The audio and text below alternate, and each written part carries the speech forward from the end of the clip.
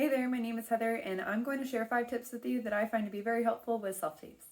I'd say equally important, no particular order. Rule number 1, don't have a distracting background. You want to be the center of attention, not all the things behind you. If I do my self-tape in an area like this, I highly doubt I'll be your center of attention, and most likely you'll be curiously looking at all the little things behind me. So, don't do it.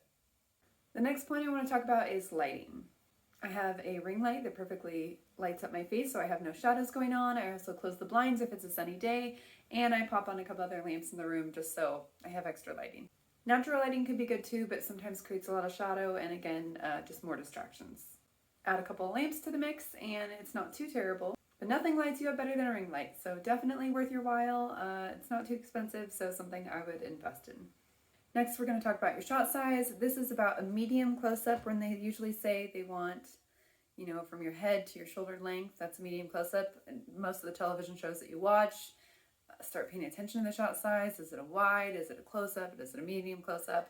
A lot of the time they want this in auditions because that's where the camera's going to be spending a lot of time. They want to see what you can say with your eyes, Screen acting is much more subtle than stage acting, so you say a lot in your expressions. Obviously, you don't want to overact. You just kind of want to think whatever you're thinking is the character, and then the facial movements, body posture, everything will follow suit. So yeah, definitely from the shoulders to the top of the head. You don't want to be cutting off your head. You don't want to be too low, have too much negative space. You just want a nice, happy medium right here. Also, we're going to talk about your eye line, right? So you don't want to be looking down the barrel or into the camera as you're doing your audition. Maybe right when you introduce yourself, hi, I'm Heather, and I'm reading for the character of Annie, right? And then you're going to cut it, and then you're going to go into your scene. Are you sure you even want to do this? I mean, it is kind of crazy.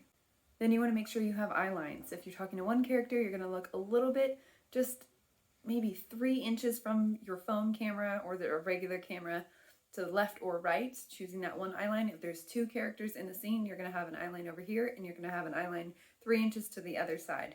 That way the camera gets a really good look of both sides of your face. Hey John, how's it going today? Oh, no, thanks. I'm okay, thank you. It gets rid of the confusion when you have one reader but reading for 2 different people, and it looks really, really good on camera. You don't want to be too far away. Are you sure you want to do this? I mean, it is kind of crazy. And you don't want to be looking too far to the left or to the right. Are you sure you want to do this? I mean, it is kind of crazy. You do not see anything that I'm doing or saying with my eyes, what emotion I might be feeling. You can guess, but the casting director doesn't want to guess. They would just want to see what you could do with your eyes.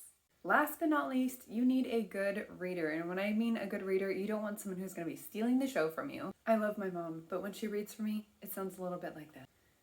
How is she then? Jenna? I know I shouldn't ask, but it's because I care. You want a good reader who won't be stumbling over the words, but also not trying to steal the part from you. The best thing to do is just have another actor friend go ahead and read the lines opposite you and to read it flat. That way you can kind of do your thing and project your own emotional journey of the scene onto the reader, and that's what the casting director will be picking up through the camera. Okay, that about wraps it up with me. That's my 5 tips of self-taping, and I hope to do this again soon.